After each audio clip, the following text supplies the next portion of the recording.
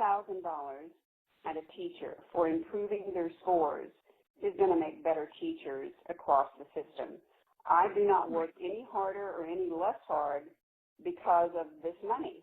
In fact, it's kind of an insult that I would work harder just for $1,000. While Congress works on a rewrite of the No Child Left Behind Act, standardized testing is the one thing they agree on, so it's here to stay. And that is the one thing that parents and teachers have been calling for an end to for the past 5 years.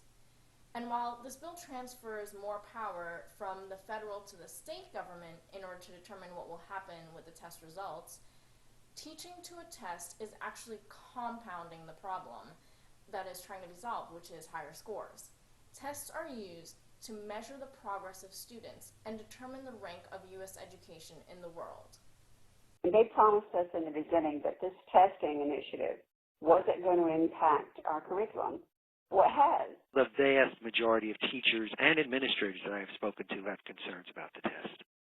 Opting out of the test is an increasingly popular solution, but it doesn't help teachers whose scores rely on the students that are coming to take the test. If a parent feels that strongly that a child is, for whatever reason, not being benefited by the test, I think they should be given the opportunity to opt out. I mean, statewide, hundreds of millions of dollars have been spent on the test.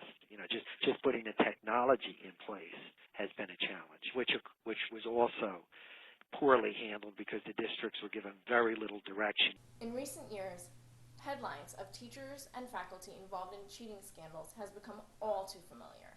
Even Arne Duncan, the U.S. Department of Education's secretary, has said that the current system is flawed. Yet, he supported continuing the test to serve as a tool for measuring progress. Teachers are saying that the tests distract them from giving students a quality education, and it adds stress on both parties.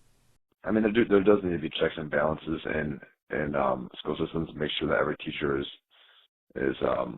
teaching at an effective level.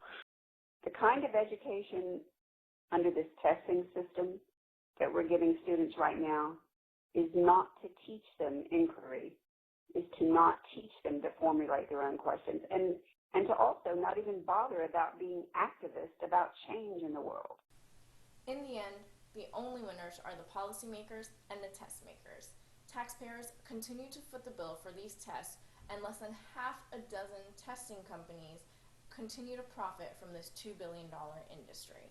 How much does America really value education?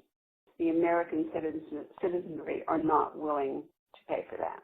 If you want professionals, you have to be willing to pay for professionals. It is now on everybody's radar screen, and it's something that I think we as a state and as a nation have to come to grips with, and I think we will.